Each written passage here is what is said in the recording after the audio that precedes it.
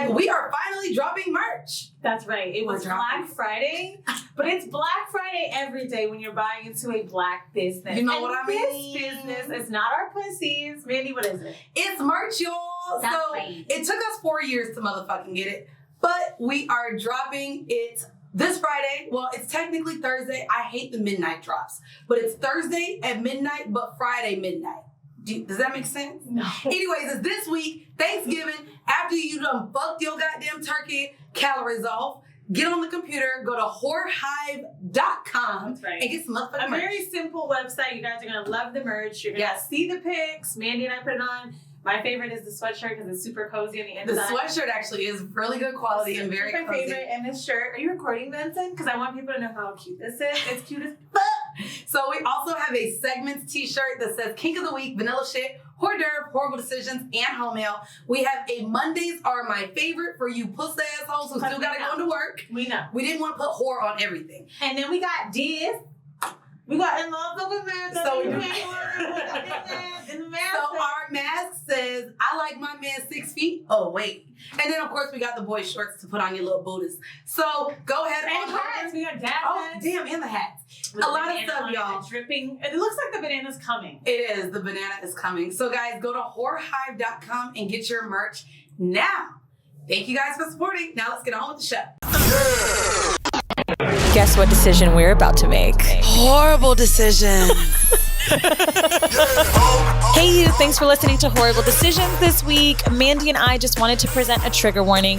This is a really fun episode. I think this girl is fucking disgusting and funny and sexy and it's great. However, there is conversation about rape, so we just wanted to make you aware of that sensitive material. Otherwise, listen up, enjoy, make sure to follow us on IG, Whoreible_decisions. Write us on Twitter, tell us how much you love this pod at HoreiblePod. And hey, leave us a review. Enjoy. Welcome, guys, to another episode of Whoreible Decisions. Make Horrible. sure Horribly, you disgustingly subscribe, decision. rate, and review wherever you are listening to us. I'm your girl, Mandy B, a.k.a. Pet Stallion, a.k.a. Tripod Mommy. Hi, I'm Wheezy. I'm not the biggest whore in the room. We have a guest. I'm just Who kidding. might have us I'm beat? definitely the biggest whore in the room. Okay, Are you really? And Are those she tits has new? the biggest tits in the room. I know that. Are these new? Wait, let me these cover your these look. are real new. You got home. You said they're real new? They're real new. These are COVID tits. I was about to say, bitch, you got them in quarantine? That's a great I idea. went to California in May and I got the tits done. Bitch, you got it in during the pandemic. Can I touch it? Pandemic. Yeah, you can touch You can touch mine too. it. Okay. Yeah, hers are fake as well. So wait, is this... These are the Look, Cadillacs. wait. They're not... Cadillacs. Cadillac. They're not saline? Saline? No, they're silicone, but the high grade silicone. Oh, same. So this is when I don't know they start to drop Right, when right. you're at 8. Okay. But my boobs look just like that in the They feel beginning. good too, yeah. In the beginning, I remember it being right here. And I had that porny look. And then it went away and I was so upset. So I want to just briefly share that I got to see these tits in lace. And I was just like, God damn, her body's nice. It But is now a that I good look, light. the tits probably were, you know. Yeah. I mean, it's reason- also like your tits are a function of like the way your tits were before. So I had like really high flat titties. That's So- absolutely what it is. Oh. Like the teardrop shape that I had, I kind of thought I would lose. I thought it would get more round, but it's like you just get bigger tit. Literally, it's your boob when you get the silicone type, Yeah. right? When you you get the implants and they match and form to the way your boobs already looked, opposed to silicone where it's kind of like they just fill them up and turn into their own. But I mean, of course, they're safer if they break. But I don't give a fuck. Wait, they can break? No, these What are do you mean they can silicone. break? If they break, I could die. Well, they say... I was about to say, like, So the people get saline because, you know, it'll just dissolve into your body opposed to silicone, which can harm you. That's why a lot of people don't like silicone. However, silicone feel and look better. those are the ones that if you like hit it too hard, it'll pop, you mean? No, they don't pop. It's just like they could be more damaging. They're both just as good. It's the casing. But silicone is going to feel like a gummy bear. It's going to feel like real tits. Yeah, they look nice. I'm going to not try to feel look like down. real titties. I'm going to try to be Just respectful. let a hoe know if the tits get out. Oh, yeah, we're going to be on areola watch. I'll be doing that with I my mean, we might have friends. to blur it out. Benson, Just be what on, a great job you have You know today. what I mean? No, I ain't going to lie. Like, when I go out with my friends, depending on the outfit, I be like, all right, bitch, you on areola watch? Because I feel like a titty my might friends pop out. forget. I'm like, why didn't you say anything? They're like, I didn't even see it. But it's like, People just tell me I thought you knew. I'm like, no, I did not know. I can't feel them anymore. So your name is Daya. Tell us a little bit about you, what you do for work, why you're on our show. I mean, you said you're a hoe, but I mean, you said she was a hoe before she could say she was a hoe. She agreed. She did agree. Look at her outfit. It was an educated guess. So yeah, I guess if you want to introduce yourself, and then I can also say where I met you. So I'm a fetish performer and educator. I was a stripper before the pandemic, which is why I decided to do the tits like during the pandemic, so I wouldn't have to worry about recovery. But I perform and I teach workshops, and I have my own private business in bottoming, which crosses over both to anal bottoming and to BDSM submission and kink. So I'm excited when to you talk stripped, about that. when you were stripping, you said you're a fetish performer. Were you different than the other strippers there because you did different type of stuff, or you just branched into this? Well, I mean, I started stripping like in the fall. Okay. I mean, I had some friends in it. They got me into the scene. But at the strip club I worked, which was Sapphire's like right here. Yep. They did. So there's a friend in our community who's the artistic director there, Warren Archer. And he has a kink room. So that was my specialty at the strip club. Like I would take couples in there or like What was it like? Yeah, what are you able to do at a strip club in kink? Well, if there is a St. John's Cross and there are whips and floggers, you can do a lot in a strip club. Valid. That's fun. Yeah. Very fucking valid. Because people go to dungeons for that, but you would never think they'd go to a strip club. I wouldn't think that. Well, they don't really That's dope. expect it, but once they're there and like it's a couple and they're like, "Ooh, we want to play with you or we want to learn something." Yeah. And that's honestly more fun than stripping. It's like getting to have a real experience with a couple. Yeah, and then Or you can a teach person, them. yeah.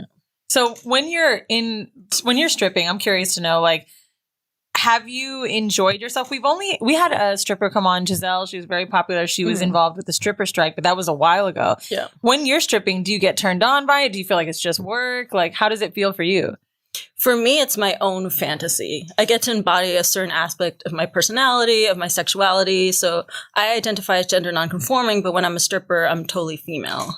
So it's a really fun play space. How do you identify then outside of the strip club? What do you mean you're gender nonconforming, but as a stripper, you're a female? As a stripper, that's my full female persona. Okay. All right. So I think Mandy just wants you to elaborate on gender nonconforming. Gender nonconforming means I inhabit both energies, like male and female. I feel me them too. That's me then. All right. equally strong. But it's also connected to the fact that I do have a hormone condition. So I have naturally more male testosterone than the average female, less female. How would you find that out? I mean, you just find that growing up not having a period. Oh. Wow. Yeah. Right. Look, you I conceive? came around like, oh, wow, I didn't know that. I have been pregnant. That was a mistake. I mean, most so of you us ovulate. have been. But I menstruate like once, twice a year. So for a while, I was just like riding free, like, So how do you know when you're ovulating? I mean, I still get the symptoms. Like, I'll still get super But you just depressed. don't But get like, I because don't there's get not my enough period. estrogen. Yeah. Wow. Oh, wow. Now, I feel like I didn't don't know want to that. overstep here, but it sounds like a blessing in disguise. Is there what are That's what I'm saying. I've been pregnant, so you got to but be what's careful. the bad? What are what's the Yeah, negatives I to did this? not Because know this sounds like a pro. I'm not gonna lie. I want to be more. Can I inject? I need some more Can I testosterone. inject? I need some more testosterone. You can definitely have a little bit. You want a little bit? You know what I mean? Give me a little bit. But damn, so 2 periods a year. Yes, that sounds like like I'm literally planning trips around my period. Are you ever because it scared comes. that you're pregnant because you rarely have periods? Honestly, I just keep a bunch of Pregnancy tests? pregnancy. I got a ain't gonna hold drawer. you. Dude, the anxiety of like I would not hate that. knowing. I would hate that. Yeah. I mean, don't get me wrong. It's better than hating it coming every fucking month, but So still. wait, do you take a pregnancy test like monthly? Because you do have multiple partners. I do have multiple partners, so I do take tests pretty often. Like, Oh shit! Every 5 weeks. Yo, chill. What? I'm just saying, by Probably the like 5th week is when you know. Maybe she uses condoms or something. Damn. Do you use condoms? I have like fluid bonded partners, so I See, Okay, fluid bonding bonded. partners. That means They that be bonded with their fluids. So, bitch, she don't be wearing condoms every time. So every 5 weeks, right? Every 5 weeks. Okay, I can rock with that. So speaking of, before we get into this, because clearly we have a ton of questions about BDSM, bottoming, because bottoming, to me, of course, I've always used that term for men who bottom for other men. But before we get into it, I wanted you to kind of differentiate, because you actually said you found kind of almost the safety in sex through BDSM, but also through differentiating it between noticing that you had a previously abusive relationship. Yep. So can you kind of talk into how you differentiated between the two, because there could be listeners right now. We've often talked about BDSM where they could really actually be in more of an abusive relationship than a BDSM one. So like my story, and it's a bit of a controversial thing to say. So this is like a content warning to everyone, but trigger warning. I was like, my first relationship, it went down a wrong path. And then there was an incident of rape. Okay. And when I confronted that partner and said like, hey, what happened last night? I know it was a fight, but that was not okay. He was like, oh, no, we were just experimenting. And for me, that was a big question mark because biologically, I enjoyed what happened. I enjoyed that he tied me up. I enjoyed the forcefulness. I enjoyed all of it. But I knew emotionally that it was not okay. And that's not how that fight should have ended. Okay. So the relationship went in the direction of a lot of experimenting with BDSM. Okay. So there were parts of it that I was excited about, that I bought toys for, scenes that I directed, but it became an excuse in the relationship every time we had a fight or every time I misbehaved. Violence was introduced. So it wasn't consensual at all. It just happened. And you knew it would happen. That's what I'm saying. There were scenes that we had built together, times we had sex where we negotiated things the proper way. I want to talk about over time it became, because I think people won't understand. So sometimes in the BDSM community, I guess one of the vocabulary terms used is scenes, and it's basically where you're stepping outside of normal sex or your vanilla shit or your regular life, and you jump into that world. That's where the term scene is referenced. I don't know if people are thinking maybe they're like, oh, does she do porn? Does she shoot scenes? I mean, subscribe to my OnlyFans. Yes, but not in this sense. You were just having different engagements with your partner. Yeah, scenes means a structured sexual experience in which consent is renegotiated. Your terms of exiting a scene or exiting the dynamic or negotiated, what you want to happen is kind of roadmapped. And so during these scenes, essentially your safe words and what did make you feel comfortable, those boundaries were crossed a lot. I mean, what I'm saying is there were times where we intentionally experimented, but then there were times we were just fighting or having sex and he used, choking, hitting, all of these things. Had you had moments where you asked him to stop or you just felt like this was what was normal? Oh, no, I did. Really? That's what I'm saying. It's a controversial thing to say. Like, I was so blurred in this situation where biologically I didn't understand there were other people who liked pain and pleasure and there was a place for it. So and we've had him on the show. You actually told me that you did actually find your safe space in BDSM through NSFW. So did you leave your partner once you found that you could enjoy these things consensually? No, I mean, I left my partner when he threatened to kill me. That was okay. That's a whole nother. All right. But then, as I continued to date people, these questions came up. I still wanted to play. I met people naturally who were like me and wanted to have rough play and experiment. So there's a playmate I've had for a really long time to this day. And one day he asked me, "Can you top me? I want you to hit me. I want you to humiliate me." And I just went for it. It's not cute. It was not what he was asking. So I just Googled workshops in femdoms and dominatrixes, and that's how I found NSFW. Just through a workshop. So NSFW is a sex club. We talk about members only. We talk about Daniel Saint often. If you guys want to look it up, you can. But there's so many articles on NSFW, Forbes, BuzzFeed, Huffington Post. I've seen a bunch. And I'm curious to know your experience with NSFW specifically. What's been different from other places that you think that they take heed to? It's become really clear to me, especially during the pandemic, and it's a space that I inhabit a lot. I'm very involved in event planning and teaching and performing now. But as a bottom, so as someone who's submissive, as someone who has a female body, as someone who likes pain and, dicks and toys and things in my ass, I'm in a naturally vulnerable place. So as much as I can identify as a man and with male energy, I don't have the same freedom to go on Grindr, to be tied up and have a guy just walk into my house. Yeah. Right. No, for sure. We talk about often how the gay community is just a lot more accessible with using Grindr and just having multiple partners, and they come, they play, they leave. But again, even with Tinder and other apps like that, for women, we don't have that luxury to just kind of safety is just the major issue though. For women, for sure. It's all across the board. I mean, even in lesbian relationships too, you know what I mean? Rough play, it's just there's a weird boundary that people don't know how to respect when it comes to women. I don't know where it comes from. I think it's something we've been taught for a long time. I mean, shit, a few weeks ago, we just did an episode about the Bible. And it's like all of those things when it comes to women and the mistreatment, like it's just all back in our head and we have no idea where it comes from. But I want to know, when it comes to NSFW, has there been a time like, because I'm always curious when people are having what some would think of as violent sex, right? Have you had a conversation with the partners that you're about to play with at NSFW? Do people that work at NSFW set boundaries? How does that work? The boundary setting. Is it you? Is it the club? Is it the person that you meet? How does it work out in that structure? Well, the club itself creates a safe space. It's a community. So there's a certain level of accountability just built in. Mm-hmm. There have been plenty of people who I've played with and things have not gone well, who are no longer in the community. Interesting. There's also the education aspect. So my first like official role in the community was I was head, what were they called? Nymph. So the nymphs are there to serve as the point of contact for consent. I like that. I did not know that. That's interesting. I did not know that at all. So how many nymphs are normally at a party?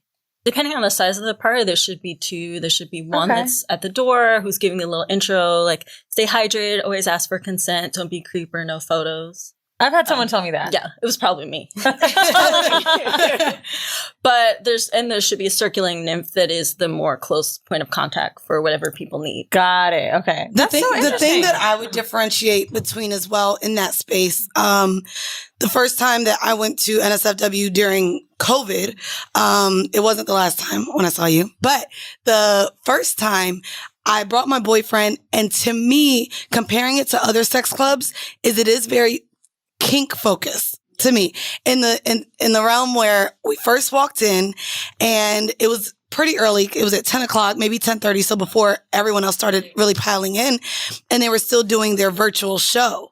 And so we go in, and there is an Asian woman dressed as a complete dom, and she is pegging and whipping and spanking a cross-dresser. And my boyfriend at that point, I don't think he had ever really seen that. And I was just like, I hope you're comfortable. If you're not, like, maybe we can, because it's so large. But he was actually amused by it. Like, this was something that he had never witnessed in person at all. But also the fact that when they were done, I was like, girl, I love your outfit. And they were like, thank you. And they walked around. And I do enjoy that it is a space where you may have bisexuality, gay men, and of course, straight couples all in one room just enjoying each other. Helps that I really like that. Daniel being bi himself. Yes. So one, you have a sex club run by a man who's bi, and to me, I don't know. I guess I don't know if I've ever been to a sex club where the owner was front facing. I can't really. I can't really think of one. And I think when you feel that connection to someone, you respect their space more. It's like an Airbnb. If you stayed at someone's house, you're probably going to be a little more tidy if you know them. And if you're in an Airbnb, you're going to be like, oh, fuck it. There's somebody going to clean it up. And I think that the close connection in that is really what has helped him create such a community like that with people. Like my first time going into an NSFW party, I remember being like, oh my God, everybody knows each other. They were welcoming to me, but I was like, yeah, they do know each other. They all fucking know each other. Like, have they all fucked? Like, and I was like, am I cute or are they trying to fuck me? Pretty much, right? We've all fucked. But I was wondering, like, are they talking to me because I'm a newbie or are they talking to me because I'm pretty? Honestly, we talk to you because we're genuinely curious. So, like, why you're here, what's your story? Right. And we want to know your fantasies. Like, right now we're building, I'm helping lead a new party called Kink. Okay. And it's sort of a fantasy space. So it's we're going to have basic. That's a very What's the point? We're going to Kink tonight. We're going to Kink. What's it about? I don't know how else to explain. Got it. So it's kind of borrowing from the model of lap dance parties, except like come and you can book a lap dance parties. That's a strip club, ain't it? Yeah, what's a lap dance party? That's a whole underground thing in New York where it's like not strippers, but you go to a space and there are a bunch of like pretty girls and you can get a lap dance. You could talk to them. But that's a strip club, no? Wait, or why is it just isn't lap a strip dancing? club? A strip club is more explicitly like this is a stage. Like the stage makes it different. Well, it's a stage and like the floor is really just like so it's like a dry humping party. It's a dry humping. It's a dry humping party. I didn't know that was a thing. That's how much is the common cost for that? The common cost, like entrance is usually around $100, and then it's still like $20 a lap down. Shit, that's for rich people, bitch. Like crack and coke. I feel like that's like, you know, how coke a rich people drug. That lap dance shit is some rich people shit. But hold on, the strip clubs are expensive too. Yeah, but Sapphires. How much is the entry? entry? It depends. It depends on the night. I've been with my old sugar daddy, the white dude, when he got me that apartment on 54th. And we would always go to Sapphires. And it was always, every time, like 75. I mean, he looked rich. 7,500, whatever. And I was like, God, they are taxing. Damn. Now, I let people get their coins. You know what I'm saying? And sometimes strippers would come up and they'd be about to give them this basic price. And I'm like, girl, go ahead. Like, just get it. And like, it's so funny because I think that, I don't know if this has happened to you, but when women come in with sugar daddies or like, you know, very like super old and or a young girl or whatever. I love that shit. You love right? it? Because they're always in with you. Because you understand, right? Well, You're like, I'm about to get money. Right, there's a certain level of like him being a sugar daddy, and like you kind of know if it's a stripper too. Like he gets it. He gets the system. So you know he's going to respect you. Bitch, they thought she was a stripper. I don't think they thought I was a stripper. With them but titties they did. If you had them titties like that, I mean, in a little they dress. dropped before then. I might have got a better looking dude if they were still high. But I remember like a few strippers would like kind of like give me a look, or we would talk, or like they'd whisper funny things to me. Talking about one girl said to me, "We getting our cash tonight." I said, "I know that's right." Well, I'm excited to get more into the BDSM conversation with you for the Whoreible Decision. But y'all know, bitch, a pussy hoe like her outline. Suck. We always do an outline, Mandy. I mean, but I really like an outline, so I'll make sure we stick to it. Do an outline. But I like it, and people know that we've joked about you not so much liking it. So I'm gonna make sure we stick to the one I made. I read the outline. You like it? You know what I mean? I read the outline. Because I knew like that first topic was sensitive, and I did want to make sure like you were comfortable. But so the vanilla shit for this week, for those of you who may be watching or listening to us for the first time, is our sex in the news topic. And this also somehow brings us back to our old kink of the week that we once had. We no longer have our kink of the week segment because we went through them all. Bitch, we there's never too many kinks. No, I think we did. There is. We done went through them all. Well, you know what it is? They just cross over a lot. Okay. We did the wild shit like the eyeball licking and things with trees, but then it just became redundant. Yo, I saw you did scat. I was like, we did scat. I can talk to these and bitches. then there's like insects and shit. Like, we did. We've done well over 200 episodes now. Okay. So, and I think even the site with all the kinks says there's only like 260. So if you know more, we'll have to talk. Clearly, I didn't know I about would start watching porn, and then I would like pull my own kink out of there. Like, okay, what am I seeing in this? What's this called? Like that was what the shit I had to do. That's what I did for this. The vanilla shit I found out. This actually it happened in Ireland. Do you have an Ireland accent? Let me get it going. Hold on. Was that kind of all right? Oh, no, it wasn't very Irish, Mandy. It wasn't very good. It's like a German Irish. Okay. And are they by each other? First of all, you're new to the fucking show. So basically, guys, a couple was caught having sex on a grave, and a woman decided to film it. However, to her surprise, the couple did not seem to mind at all. The woman, who didn't want to be named, filmed the moment in the hope to embarrass the pair and condemn the behavior as a shameful carry-on. But maybe they were fucking the person in their throuple. And the person died, and you think they're trying to fuck the ghost? That's the only way I could see it. Well, because you wouldn't fuck on your mom or dad, but like, what if you guys were fucking? You think they was fucking on somebody they knew grave to have sex with the ghost or something? How do you pick the grave then? It could be anybody. Grave is just the grave. So you just start walking and you're like, I like that name. I like that. This is a nice ass headstone. Give me some head on the headstone. So actually, when I was looking this up, I actually started looking up cemetery sex. And to my surprise, it is a very real thing. A lot of people get off on it. And there's actually a name for this kink. And I don't think we've ever done this kink. The kink is called coimetrophilia. And what it is the arousal of having sex or being aroused from a gravesite. Why are you looking like this? Don't kink shame, Wheezy. I mean, honestly, I was not scandalized by that at all. No, you weren't surprised, right? How come I can't kink shame if they're not consenting? Who's not consenting? The ghost? The dead people. The dead people can't consent, Wheezy. My point is, you gotta be alive, my nigga. I'm sorry. Necrophilia is nuts. Necrophilia is nuts. And you know what necrophilia is, right? Yeah, I know that. That's fucking nuts. And so technically, this is just as adjacent. No. Technically, it is the area. It is the place. I like some Halloweeny shit. You know what I'm saying? This is Halloweeny shit. This is not Halloweeny shit. Sorry he didn't dress up with a scream mask, No, Wheezy. I'm not feeling it. I'm not feeling it. You're not feeling it? I'm not feeling it. Would you have sex on a grave? Hell yeah, that's what I'm talking about. Okay. No. so how would you choose? Like, would y'all choose a certain tombstone? Like, wait, have you done this before? I have not, but it's on my list. It's on your list. It's on the list. I thought you said you were Puerto Rican. This is very Caucasian. This is white people shit. Nah. She said nah. This is you the white Puerto Rican. I do like the idea of fucking the ghost. Like, I didn't think about it that way. Wait, all right. But the succubus incubus thing, I can understand. Yes. But But it's also like feeling close to your own death. Like, I see that being part of the kink. Like, Girl, just get chopped out. Bitch, just gag a little bit and feel like you lost your breath. Let me think. Because I understand like goth culture and a lot of like. And that's what came up for this for sure. I get it. But for me, I mean, I think it's more like on the grave. Like, yeah, if you did it, how would you pick the grave? I'd pick it based on the quote. Like, you know. Not the quote.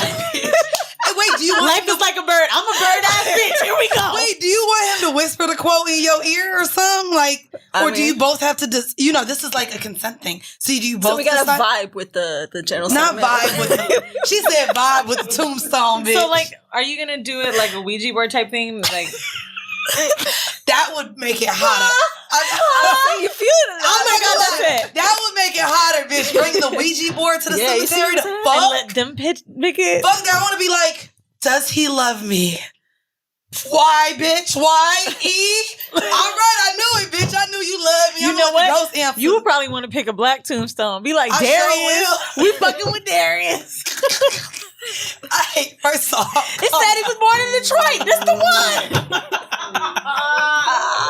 let us know if this is toxic and wrong and problematic. It probably is. I'm not gonna lie. I feel like between this and the Bible episode, we're gonna have to put trigger warnings before our goddamn episodes now. Why? Because we talking about dead people in Dead people in the Bible? The Yes, Bible bitch. is worse. Somebody was fucking their own dad. Yeah, and there was, I feel like that episode. Let me tell you, I don't know if you know about the Bible because I don't. Oh, I do. But you do. Yesterday. That's why Dan and I are best friends. We were both like cults. Oh, that's right. Like, Jehovah's cult survivors. Witness. Cult survivors. Yeah. All right, bitch. I have a cult episode. We gotta have you on for backstage. No, I went to lunch yesterday with a friend, and I was telling him about how I was like, yo, we just did this amazing episode about the Bible, and it was so much shit I didn't know. And he was like, you talk about that story with Lot and the daughter's fucking their dad? And I was like, Bro, yo. you know what's crazy? I got in the car with my nigga because he picked me up, and I started. He's like, he always asks, so what were your episodes about? Were they good? And I told him, and he was like, was she Muslim? Because that just sounds like some shit that some people would tell her. And I was like, no, but actually she was an atheist activist at one time. So, she read the Bible to defend being atheist. And he was just like, you're probably going to offend a lot of people with that episode. And I didn't think about it till I started. I was like, no, but she did it so good. He was like, you're probably going to offend a lot of people with that episode. You think? Look at Yeah. Look at our cameraman's reaction. I looked at it, I was like, yeah, this is new age. But we had Pastor Corey on who was talking about just gay shit, but that's cool. But let me tell you one thing that she did that I feel like made it better, okay? She talked about all these fucking crazy ass stories and then talked about like the lesson learned from a lot of them or how carnal things were or how things weren't right. I don't feel like she used it to weaponize it because she's like a total gun-ho Christian. But even when I was having the conversation, he was just like, so the Bible is interpreted in so many ways that even the stories that she took verbatim, a lot of time those stories are used, what's the word? Not hypothetically, but... To point out hypocrisy? No, the stories they have underlying messages for them. So even though, it said they was raping, there was other messages involved. I don't know. We gonna have to see. We'll know the response by now. So. See, this is a very, at that point, you know what I mean? Like the underlying messages, because people will make that point. Yeah, of course. That is so like, I have a black friend, or what about this, or that was a long time ago. Like, no, they were raping. Just tell me when it's okay. For sure. That's what was in the Bible. That's fucking nuts. It is. That's fucking insane. But the same with people have a lot of problems with a lot of shit we say. Well, guess what? We come on here every week and we talk about some disgusting shit. And you're telling me that we brought a woman on who wants to fuck on a gravesite and that's not as bad. I was about to throw in like the first time my mom horseshaded me and I was like, oh, I got fucked in the asshole. Wait, what? Wait, okay, well, you just brought up the Buddha hole, and that's what is our hors d'oeuvre today because you actually name yourself the anal sexpert. So for our hors d'oeuvre, which is our sex tip segment, we would like for you to give us an anal tip. I think the most broad or the most accessible Relax. anal tip is that anal should be intentional. Oh, okay. I like that. Because, I've had it just go there by accident because it was slippery. Excuse me. Sorry. But it was slippery and it just went into that hole instead of my pussy hole. And it hurt so bad to where I was just like, oh my God. So, and I actually think that was one of my first experiences where I didn't, want to ever have anal sex. Yeah. Okay. So you say that it should be intentional. It should be intentional because it should not just be about the person's giving pleasure. And in order, like, as a bottom, which we'll get into, like, the thing that I try to promote is that the bottom's pleasure, the receiver's pleasure is also, like, important. Right. So for me to experience pleasure in anal, I have to be emotionally there for it. I have to hygienically prep. I have to... How do you prep? How do I prep? I have to make sure I don't drink coffee that morning, I'll tell you that. Well, I know how my gay male friends prep, but I don't really hear about women talk about prep too much for anal. I mean, I prep in some similar ways. Like, I do eat clean. I do avoid certain foods. What are the foods you avoid?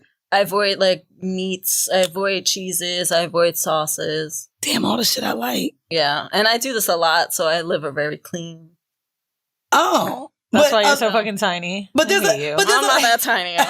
But there's a lot of fiber and things even in vegetables. Yeah. So what does eating clean in terms of anal sex mean? Well, in terms, like, I know my own body and, like, what's going to produce what. So for me, like, I avoid cheese because that's a no-no for me. Meat, like, especially red meats are harder to process. So generally that's one to avoid. Or, like, again, like, heavy creams. Those are pretty basic ones to avoid. Like, pretty much. Milk. Avoid dairy. Milk. Okay. I mean, you can eat light. You can not eat light. Make sure you're hydrated. But cleaning's also, like, douching, like, an hour plus before. Do you want to shit before? Or do you want to shit? Or you want to, like, hold it? Like, do you want to make sure? No, you don't want to hold it. I was about to say, I don't know about holding not hold shit, it, but like, okay. I think what I'm trying to say is that's like, what you clean out your, like, a little bit of your colon. but like more so like, I'm trying to figure out how do you want to like go directly before you have sex, right? Or do you want to like fast that day? That's what I mean. Do you want to have?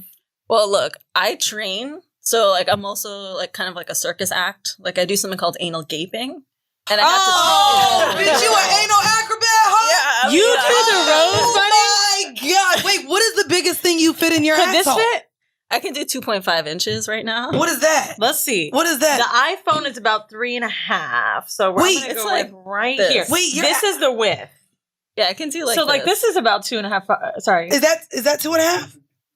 Right here? This Probably the big not one? the big one. It's a little less than the big one, but I can do like A this. little less than this big one? Yeah. Your Buddha hole could open up? Yeah. Oh, bitch. So what's the oddest thing you've ever fit in there? Because we actually talked about anal acrobats. What is the oddest? Yeah, like, because there's a video where Wine like bottle. women put wine bottles and stuff in there. What have you been able to fit into that Buddha hole? So I try to avoid things like that. Okay. Just because like Breaking. I've had requests for bats. I'm like, well, the wood can get in. Like things like that. Like I You've did had do a wine requests. bottle. What request? Like, So was it like was I it a had baseball done- player, bitch? I mean, Also, did the request come in like the form of an Probably. email when they're like booking their session? he was definitely Latino. Oh, Oh, okay. He probably did like play the baseball. baseball. So yeah, like Yeah. was it like an email submission? Like, do people like ask for options? Like, yeah, I need to know. I mean, when it comes to like OnlyFans or camming, like I will get requests, and like part of the empowerment of like OnlyFans is like there's a level of consent. Like you don't have to make it. There's no studio director. Of There's no course. agent. But I have like toys that are pretty crazy. So I have a speculum, like when you go to the doctor, the Right? thing Why that do opens people your have butt. that shit? They do like People that. love that, and then you can like put stuff in it. Like I've put a dildo, or you can like pour liquids. Like What liquids have you poured in your Buddha hole? I did a scene once where we poured like different salsas, like from different countries. Bitch, not sauce.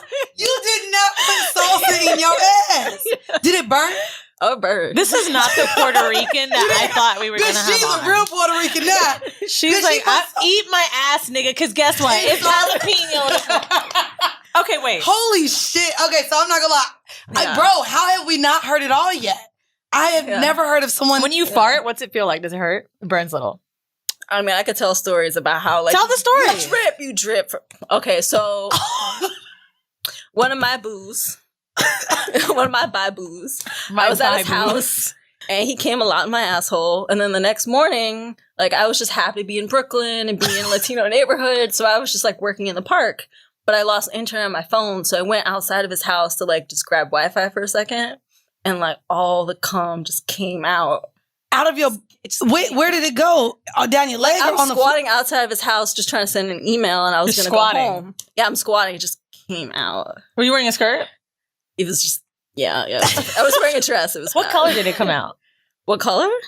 Was it tan, beige, brown? I was clean, so... Was it a color? Was it a hue of brown? More like a little bit, but not really. Like, I was pretty clean that day. I hadn't really eaten. Yeah. Bro! But like, I did not imagine, expect you to come in here and like... Does it feel like a release? Like you felt better? Did you feel like you were stuffed and you were like, oh my God, honestly, it's gone? gaping, there's something about gaping that's similar to BDSM where you do, like, your head feels clear the next day after, like, intense anal, like... Really? Girl, look at it so But she said that there's a mental You know how aspect many to men anal. are gonna fucking take this clip and show it to their girl and be like, yo, you've been trying to meditate and I've been trying to tell you to let me fuck you in the ass. Holy shit. I mean, subs talk about that all the time. Like, you have to get into a mental state when it, like, if it's just like an average guy or just if you're used to having anal, it's not that experience. But when you're really, like, I do anal fisting too. So that is a whole process. I have to get into headspace. I do have to meditate. I do have to monitor my breathing to get, like, a male's fist in there. Which is probably the biggest thing I've had in there. Do you think you can fit my nigga's fist?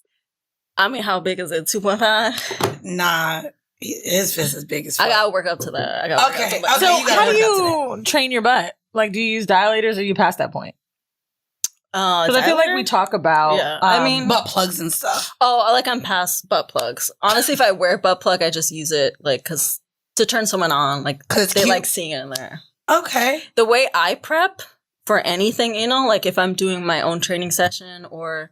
At this point, like, I just take dick in my ass, like, as long as there's some lube in there. Have you ever done... Well, actually, we're not getting into horrible decision. We're going to get into that, too, because it's more of this. That was just a horrible decision, squatting outside his house with it. That was a pretty horrible like, fucking decision, with yes. the salsa. But I prep for anal. I prep with my own fist. That's how I dilate. My little T-Rex arms ain't going to allow that. Let's see, ball up your Like, I can't get wrist deep just because of logistics of it, but it's it's like one finger, and I do this when I do my performances, like 1, 2, 3, 4, 5. Sesame Street. You gotta make it cute. This is some nasty You know shit. what I mean? Look, we gotta make it cute because people are gonna be like, I could not get through this episode. We literally talked about Odell with Scat, and they were just like, I just couldn't get past the shit. I have a conversation. reservation at Dos Caminos tonight, and if Salsa. you guys don't know what that is, it's a Mexican restaurant in New York City, and I'm going to think of you the entire time. That's actually a compliment. Hot sauce for you for it. So let's get into the horrible decision.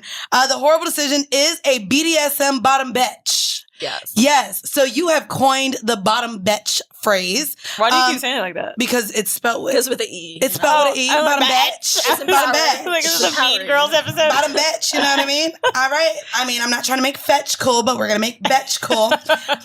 So can you explain to us now then, what is a bottom in BDSM specifically for a woman? Okay. So bottoming, like, I was looking up some of this just to make sure I was correct on my way here. Bottoming comes from the gay community, and it started off just to differentiate, like, the person who's giving and the person who's receiving. Right. More recently, there's been crossover to bottoming is more related to being submissive. So I could peg a guy, or a guy could technically top another guy and still be considered a bottom. So bottoming now is like a new age term for everybody, basically. I mean, the term is changing. Okay. The reason why I claim bottom, and most, I guess, girls who take in the ass or subs don't, has to do with my gender identity. So because I do inhabit male and female, bottoming accesses my male. Okay. That does make sense then to me. All right. I have, and I guess you just answered too. So there's not really a difference between bottoming and subbing, but because you do take forms of both, you just can identify as a bottom instead of using the word sub. I'm saying they're not synonymous. Okay. But there's more flexibility within the gay community for bottoming not to just be the receiver. and like certain people align it with submission and your role as being sort of the co-conspirator in a fantasy than necessarily the person who takes in the ass. So let me ask you this too, because we've talked about, and I guess it was my difficulty in wanting to even refer to myself as sub, because even my partner now thinks that I'm a great sub, and I'm like, oh my God, no, I'm a dom. So when it comes to subbing, how much control do you feel like you do have outside of consent when you're receiving anal, when you're playing with the toys? How much control do you feel like you have being a bottom and being a sub? I feel like I have more control. Which is what Weezy says that a lot as well too, because she identifies as a sub and oftentimes feels more in control. And I don't know, for me, I guess listening to the word sub, I have not been able to. I mean, word association, like submissive is definitely something that makes you feel powerless when you hear that word. But I think the main thing about it is if I'm doming someone, which only really had been girls that I've dated, I still felt like I was at their will and not as in control because I was never going to do something they didn't want. Right. So like, it never made me feel as in control. I can't even explain it. Like, I don't know. It's maybe it's a personality thing, but like sometimes like I don't necessarily feel very powerful when my voice is loud, or I don't feel very powerful if I'm on stage. Like I don't feel like that. Sometimes I feel like, and I've learned that a lot through doing Whoreible Decisions. Like I feel like I'm serving people. You know what I mean? Like my job is to like make you happy because you're here. And so with subbing, it doesn't make me feel, I don't know. I mean, with doming, it doesn't make me feel very like in control and on top. I can't explain it. I've never gotten that from doming. Maybe a few times with like smacking for, I'd say like a man particularly. Maybe I've felt that, but never have I truly felt like I was more in control than subbing. And I think that a lot of people need to experience it, especially subbing on your own accord, right? So like you've talked about how like you didn't know it was going to happen, but if there was maybe a night where you picked everything you wanted him to do by your rules, I think then you would more so feel like you took the power back. And that's what he's told me. He's like, there's been so many times that you actually have been in control and I've been sub to you and you don't see it as that. But even with me bringing him to the sex club, going to the nude beach, things in which I've introduced him to new things, he's like, you don't even realize it, but I'm completely submissive to you in those times because you're showing me things that I don't know. And so it's been those conversations where I'm like, oh, okay, because I have felt completely submissive. I remember like maybe early on, maybe the third or fourth time we had sex, I felt like I had never been dominated like that ever in sex. And I like just slapped the fuck out of him just so that I could feel like shit, I run something here. And so like, we have had that conversation, but yeah, I guess you're right. Like, I don't know. I think I am hung up on the words, which is crazy because specifically in this space, a lot of guests that we've had on don't want to be hung up on titles. And so we do actually like you said, even the fluidity of going between sub and bottoming and it being synonymous, but not really using those words to mean what we think for them to mean. What are some other terms that we don't know? Do you know any, if any, besides subbing or bottoming? I mean, we could also get into the language of like sadism and masochism. Okay. So like I was in a 24/7 master-slave dynamic recently. Okay. So that meant like we did have check-ins regularly, but there was this general sense of these are the things you do. And when I walk into the room or even when we're texting, like you control. So when you were in that 24/7 relationship, the last time we talked about it was Kinks with Kiki and I referenced the movie The Secretary.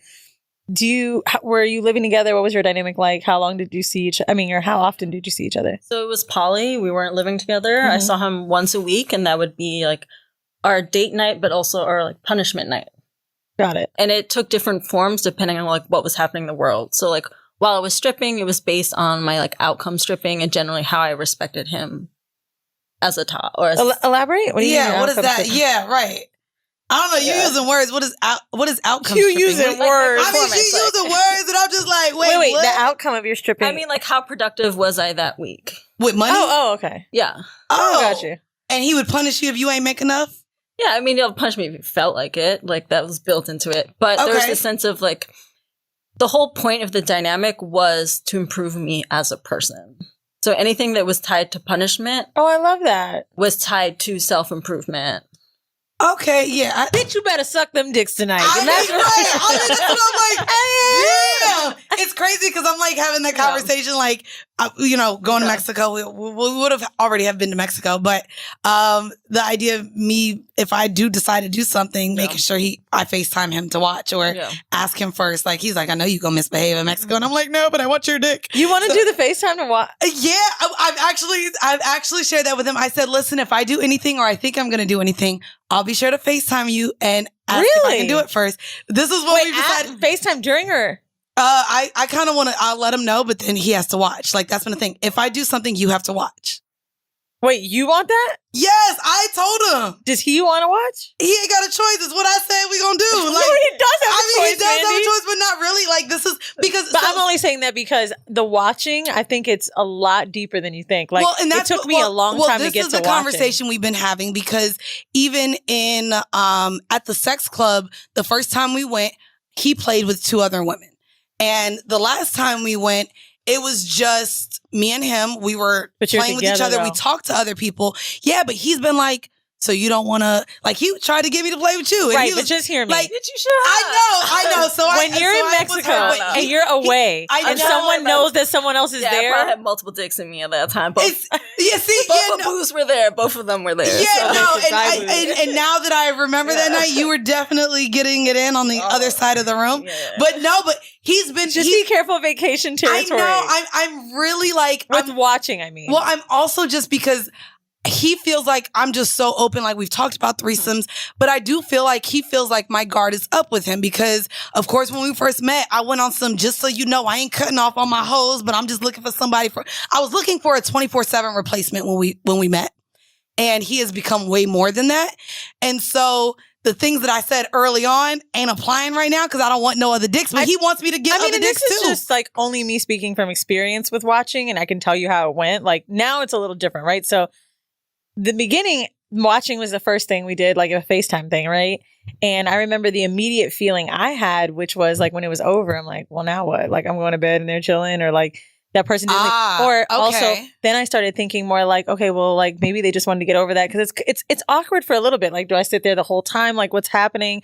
And then do they want to fuck without me watching? Like, a lot of that was going through my mind, and it almost made it uncomfortable because it was like, damn, bitch, I'm the one who fucking did what you wanted me to do, right?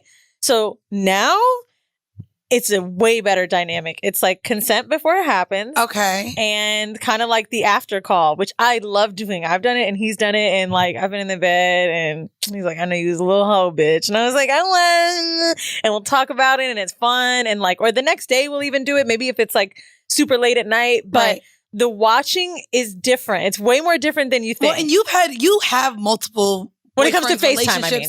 I want to know what your experience has been with this. Have you ever like had sex with one of your partners and made another watch either via FaceTime outside of the sex club? We know, you're like, bitch, I just told you I took 2 dicks there. Before the sex club, when I was still in a poly kind of situation or just like an open relationship, that's we would do Snapchat. Okay. And you would send videos. You would send Snapchats while it was happening. I think that's better. So maybe do that, not the FaceTime. But I do like the after call because there is this sense of like, naturally, I think the cuckold fantasy on the giving or the receiving end, there's something that's a little bit tied to fear. I definitely feel like reclaiming or transforming fear into something erotic. Whether it's natural to you or not, it's still tied to fear. So to have that aftercare, I like that. Yeah, I mean, I think the other nice part about it too, like one of the things that I've asked for was like no sleepovers. And it's so juvenile now that I think about it because like there's so many late nights in Miami or wherever. Like there's normally a lot of vacation shit. And, you know, he asked me once like, what's the sleepover thing to you? I was like, that's like the most vulnerable and sacred thing that I think we do. And that's really why to me the sleepover was a big deal. So this nigga's called me at like 8:30 in the morning and like exhausted. Like, okay, she left. And I was like, okay, now you can go to bed. Bye. I mean, it's a weird thing. I don't know. But there's something about being able to go to bed together or talk about it or have that moment. It's fun. Like, whereas before, maybe I would call my homegirls and talk about what happened. But now I can call you. So I like that. It's fun. It's fun. But I only bring up the FaceTiming thing because I think, it is cuckolding in a way. It's virtual cuckolding, but I think that it's really heightened when you're away from each other. And I feel like that would be hard for me to manage, you know? So I think for a first time, I just can't imagine. Yeah, I'm trying to see what we want because he's definitely been just saying, I know you're gonna have fun out there, and I'm like, no, babe, I'm not. And then it recently got brought up. I was like, well, if I do, you gonna watch? And he was like, and kind of looked like it was exciting that I offered that. So now, I guess we have to talk through it. I don't know. I've never done this shit before. Not with a nigga like that I've been with. I mean, this is all also new. I FaceTimed once while someone I was dating was fucking this girl, and I remember, oh no. It was Old Bay, New Year's. I was away. He was in another country. We were both in 2 different countries. And I remember specifically, he was like saying, love you and all this stuff. And the girl was right there in the cab and she was feeling weird. And I was like, oh my God, like the other person too. I didn't really think of maybe now she doesn't want to fuck him anymore. Would you feel weird? Well, so on that point, I just went away with someone that I'm seeing and his boyfriend. Oh. And there were times that we played together, but there were a lot of times they were just on the couch, having their moment, and I was there. And so you've mentioned a few times, and I want to ask this because we have had recently 2 bisexual men on the show. Can you explain to maybe our listeners your experience with dating bisexual men? I think I've always been attracted to people, both men and women, since I also identify as bisexual, who again have very strong male and female energies, but have not been comfortable with that. Okay. And what I've found through NSFW, because there's a very large bisexual sub community, are bisexual men that I really connect with. And of the 2 people that I'm seeing, one I inhabit a more male dominant role, and the other one I inhabit a more female submissive role. But I find such a comfort with their sexuality, such a flexibility in shifting in those energies. And just an acceptance of me. I love that. In the time away that you said you went somewhere with one of your boos and their boyfriend, have you had experiences with male, female threesomes outside of bi threesomes? And what was the main difference for you? Male. So having sex with 2 men that don't touch and then, ones that are intimate as they are. Oh, I've had both. Actually, it happens a lot of times at NSFW what where do you prefer? What's one of my difference? dynamics is when we're at a party, he if a guy comes up to me and starts flirting with me, I can have sex with that guy if he's also fucking me. Or if I'm also sucking his dick. So it's a lot of straight men we have sex with, but he's part of the chain. Okay, which a lot of men feel okay with that. Which do you enjoy more? Do you enjoy where they play with each other or where there's a chain and they are kind of separated by you? I mean, I enjoy double penetration. Double vaginal, double anal. You've done double anal. Yeah. How does that work? So we actually had a question in our Atlanta show where a guy said the dicks kept slipping out. How do you keep both dicks in your ass? Or it's they will slip out, but it is about positioning, and you have to be comfortable with readjusting. What's the best for you? Do you have to sit on it? Can you just your face, Weezy? How do you do it? Was it really like that? Yeah, your face was like I was honest to God thinking of it. That's why I was like, because for me, what I would think is I'd be sitting facing forward, someone almost girl on top, and then the other one comes behind me. That's what I would think. Right? It's you're bent over, but you're almost sitting. Where there's a guy underneath you who's in the pussy, and then the guy comes in from behind in the ass, or double in either. Got it. Okay. So it's kind of almost sitting. This. And you do you come? Have you had an anal orgasm that way? Oh yeah. Well, let me just put out there, I come more from anal than I do from anything else, which is part of the anal expertise. Makes fucking sense. But I love it, especially when it's in a context of 2 bisexual men or a gay man or a male couple, because I think there's something I'm really enjoying it, just base pleasure, but there's a way in which my body allows them to connect that I feel so much compersion and joy that I can help them. I just talked about compersion on something on Quibi with our friend Shan Booty, and I was like, compersion's so interesting because for those of you who don't know, compersion is the opposite of jealousy when you're feeling overwhelming joy for someone that's enjoying pleasure or in love with someone else. I feel like I'm a half, right? I love and feel amazing when someone that I care about is enjoying sex with someone else, but not necessarily when there's an emotional attachment. But that's interesting because you're saying that you're the bond between these two people, and that makes you feel good. We have a good friend, Dubs. She came on, and she's been a unicorn for a long time. Mm-hmm. And she would always try to explain it to me. I never got it. She's like, sometimes I feel like the missing piece, or I love watching the two of them, or seeing this couple's love makes me feel happy. And there were times where, I don't know if necessarily judging, but I would wonder if she enjoyed it because she wasn't having love, like she was single. And I'm like, I wonder if that's her way to get it, or if it's really that, you know what I mean? And I'm curious, like, do you ever feel emptiness from it if you're not necessarily a part of the relationship? Yeah. So it's just on a 2 week or so, a little more, like almost 3 week vacation with a couple. Right. And the trip wasn't about me. I was there just because, I love this person. I wanted to spend some time with the person they love. And also I need to get away. So there was a lot involved, but it wasn't about me. And I went knowing that this is not about my pleasure. I'm going to be sleeping in my own bed. And a lot of times, like I said, they just had sex on the couch next to me. And what I learned was after a while, I do have my own needs, and I had to find agency in that and say, hey, I need a kiss before bed, or I need a hug in the morning. Because you two have your needs, even though they're providing for a couple. So there's a space to love the experience and for compersion, but it's also important to advocate for what your needs are and to navigate what the situation is. Come on, communication. Did you spend every night alone? There were 1 or 2 nights where maybe the other person stayed out late, but pretty much the whole time. I ain't gonna hold you. I went on a trip with one of my lovers last summer, and I invited 3 of my friends, and I let them know y'all may or may not have to, sleep with me and my nigga. And they did. And I loved it because my friends, after they joined us in some play, they left the room and allowed me and him that space. And they were like, all right, we'll see you at the bar. And they literally left us and allowed me to, enjoy that space with my lover by myself, which I appreciated. Before we do get out of here, I do want to quickly get to the whole meal, and we're going to make this one quick. So this is, please feel free to give any advice because it is dealing with sugar daddies. So it says, hey ladies, back in 2016, when I was 21, I met a sugar daddy, she put in quotes, grandpa, out and about in ATL, who I've been dealing with ever since. His dick is trash, but the money and fun spirit keeps me around. He's also a trash ass nigga who lied about his wife and kids, and even went as far as to sleep with my best friend, which eventually caused us to end our 9-year friendship.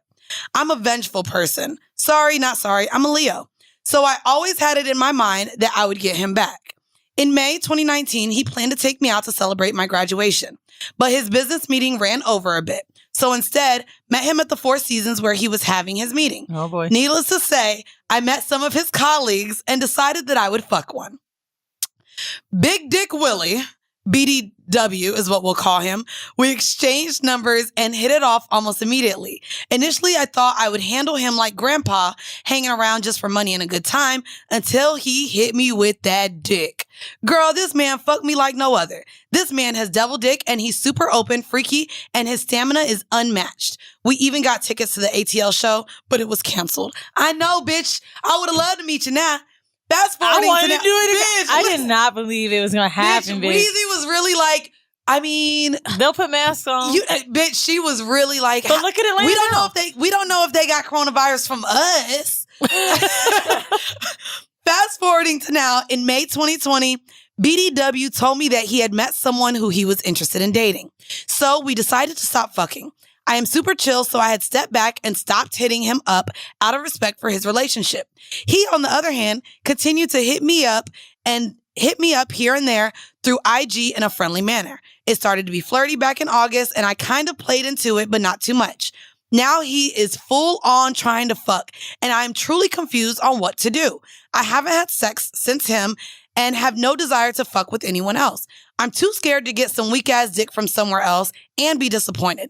But I want to fuck him, but I feel like still dealing with karma from grandpa being married, and that's why I can't find a man now. Oh my God, I went through this. BDW and I keep making plans and then going back on them because we both know it's wrong. What should I do? Fuck him and get 10 more years of bad karma and feel guilty afterwards, or block his ass and cut ties for good? I'm not going to lie. I just actually want to mention that this has been something I've been going through with my current relationship. I think for a long time, because I've openly had relationships with married men, a part of me felt like, all right, karma gonna come. I just ain't ever gonna get a nigga. This is all I should take from what men are giving me. So I thought my relationship with 24/7 and all my other lovers made sense because that's what I get for fucking with these married men. So I understand where she's coming from with that. Also the fact that she was vengeful in this. I think that the way she started it out wasn't a way in which she was looking for a relationship. However, because his dick is so good, maybe she does want more from him, which is why she decided to pull back because he started dating. You know what I mean? So I think that if you can get in your mind that you can still enjoy this person without being in a relationship with him, then go for it. But if you genuinely want something deeper with this person, I would say cut ties right now because you're just going to be teasing yourself and making yourself feel more bad for the things that you feel like karma has come and, ridden you with. I do think karma is a real thing. Like, you may have paid yours in other ways that we'll never know. Like, I think my first relationship was someone who was, and this is really why I don't ever want to sleep with a married man. The first man I really fell in love with was married and I genuinely didn't know. And then when he told me, I was trying to break up with him and he ended up getting a divorce. And we were together for 2 years after that. And I remember feeling guilty the whole time. True, I wasn't the reason they divorced, right? Like, I'm sure it was just the push over the edge for him. They were already separated at the time, which is what made it so easy to date me.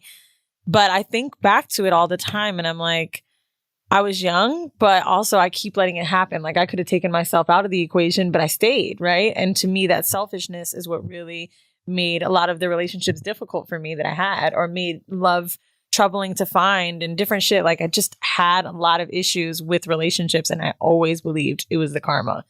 I think that shit is real. I feel like it's just, I don't know. And even if it's not necessarily real, you'll manifest it in some way. We'll be too pessimistic about a relationship because we knew we fucked someone over. Or when you feel that guilt or something's wrong, I think you do have to let it go. I agree. Yeah, I also believe in karma and you see in your life, but I don't think that should let you not realize your full desires or your full needs. I agree with that too. Absolutely. And bitch, I desire cash. No, I'm sorry. Nah, let me stop. I ain't gonna do it. But it's weird because there's this thing about money in my head, like when it comes to sex workers, right? Where I'm always just like, well, that's different. Well, I don't know why it's so different, but for me, I think the emotional aspect of cheating and enabling someone to cheat that's married, that makes it more fucked up, especially when you're with someone that may ultimately want a relationship. But when it is sex workers, I'm like, okay, well, you're getting paid, bitch, that's your job. That's what I said. I mean, if I don't think drug dealers are wrong because they serve the fiends. Like, but I think that's their job. That to me, if you are engaging in sexual activity for money, whether you want to call it a sugar daddy or even in my case, I've come on here and said all the married men I financially gained from. So if it sounds better or in my mind makes me feel like, okay, maybe karma won't come to me because I enacted as a sex worker, then okay. You know what I mean? I don't think that me dealing with married men in the capacity that I did was barely any different than a sex worker. I engaged in those relationships for a financial gain. So, I'm not going to lie. Part of it, yes, part of it was wrong, but a part of it does make me feel like, okay, well, I was providing a service. It was a job. You know what I mean? Like, so will karma actually come back for me? I think it was more so how I valued myself and what I felt like I deserved from men because I engaged in these relationships. So, and that's what I'm saying. What you deserve doesn't change. Right. Like, how life is going to play out for you is going to play out for you. And if anything, that's part of the karma itself. Is like the guilt that eats you. Yeah, it is. And I think that that's what it is. I think just the guilt and how I decided to continue moving. No, so you're completely right. Daya, thank you for joining us. Thank you for having me. Can you let us know where our followers may be able to follow you? I know you have your Instagram, your Twitter, your OnlyFans. Go ahead and plug that and it will be in the description of the episode. Daya.dare. Twitter is at the Bottom Betch. Dayadare.com. OnlyFans at Dayadare. Okay. Make sure Daya Dare. Daya Dare. So Daya. The husband eater. Dare. Yes. Well, guys, thank you so much for tuning into another episode of Whoreible Decisions. Make sure to stay tuned. We are leaving you with a 5-minute bonus clip from our Patreon. That's right. If you're all caught up on Whoreible Decisions, make sure that you go on over to patreon.com/Whoreible Decisions and become a motherfucking patron. Hope. That's right. And thank you once again for tuning in to another episode of Whoreible Decisions. Bye. Yeah, Ladies, I love everything you do. I just found something out. I'm freaking out. I have no clue what to do. I was just informed by my boyfriend that his ex has herpes and did while they were together. She wasn't having an outbreak then. They never fully had sex. I don't know what the fuck that means. But I know your episode with Ella, that's still possible to even get it then. And it's extremely common. So I'm not upset over the possibility that I have herpes. I'm pissed off that I was just informed of this almost a year into our relationship. He's never been tested for it or an STD in general. It was dumb and not like me to still have sex with him after that. But I immediately got tested on my own. But as discussed on Ella's episode, they don't test for herpes. Not caring about your own sexual health is one thing, but I feel like not caring about your partner's sexual health is another. I don't care if I have it, like I said, but I just feel very betrayed and disrespected. I'm not sure what to do. He knows I'm mad at him, but would dumping him be over dramatic? I feel like hiding something is kind of a deal breaker. Please help me. I'm a patron. You can read this on there too. So she mentioned that she got tested, but realized that they don't test for herpes. That's only because you have to just ask for that test. So they do test you for herpes. If you go in for an STD screening, however, you have to ask for them to include herpes. So yeah, she's just saying like she got tested after, but like, you know, it's something that you've got to request or whatever. Right. So just go back and request it. I think the interesting thing is dumping him over dramatic, because she said it's not about the herpes. It's about, the deal breaker from hiding something. I'll be honest with you, and I'm surprised I'm even saying this, but I don't even know if he realized he was hiding something. And here's why. If a year later he told you, I think here's the interesting thing. You can be mad that he didn't care enough about your health, because that is something that's super important that people don't give a fuck about, right? People care about themselves, and people are worried about their own shit. Not everyone is as conscientious about others around them. That's why people voted for Trump, right? That's like just a more over larger issue. People are not selfless like they need to be. That is an issue for you. Let that be the issue for you. But if he eventually told you, he probably never realized that he was quote unquote lying, right? So I don't know if dumping him for that would be over dramatic. I think dumping him should be because you feel like he doesn't care about that as much more than he hid it. Because I don't know if he hid it. I think that this would be a time for you both to talk about your sexual health. And being that he never went and got tested, to me, there's nothing technically wrong with him not disclosing the health of someone else. I think that this is something to where you both can take as a learning lesson, but the fact that he didn't disclose something that could be very private to someone else, to me, it's more so the fact that he never thought the need to go and get tested, which means he may not see herpes as a big deal, which means the two of you may need to open up about your views on sexual health as it pertains to STDs. And this could be the time to where you both go and get tested together, or you find out from him why herpes isn't a big deal to him. Maybe he feels like it's not that big of a deal as long as you don't get outbreaks, or maybe he feels like, 80% of, or maybe he feels like so many people in the world. I mean, we've talked about it even on the episode. 80% of people have some form of herpes simplex. Of course, there's the one on your mouth and the one on your genitals, but also herpes can end up in any moist area on your body. You can get herpes in your goddamn armpit. So I think that it's important for you guys to discuss your views on sexually transmitted disease and your sexual health, and not use this as a time to badger him or punish him by breaking up with him. But this is a chance for you to educate him and maybe see where his views are on this. Yeah, I think that's a really important thing, is that he may not just understand. And everything is a learning moment and a teaching moment, excuse me. And when it happens like this, especially if he told you a year later, it doesn't sound like a lie. Also, bitch, what is never fully had sex? Because you look white, Zoe, and I wonder if this is some white people shit. Because when white people say we hooked up, I'm like, what that mean? I don't know what hooked up means. Do you know what it means, Mandy? Because I don't. Hooked up without sex? Maybe just when people be like, yeah, we hooked up once. And you're like, what? That's what I'm saying. Hooking up is sex. That's what I thought. Let me look. So what is hooking up? But hooking up is the same way we talked about dating meaning something depending on the person. Oral can mean hooking up. I mean, but we also say oral sex is sex. So my nigga, it's still sex.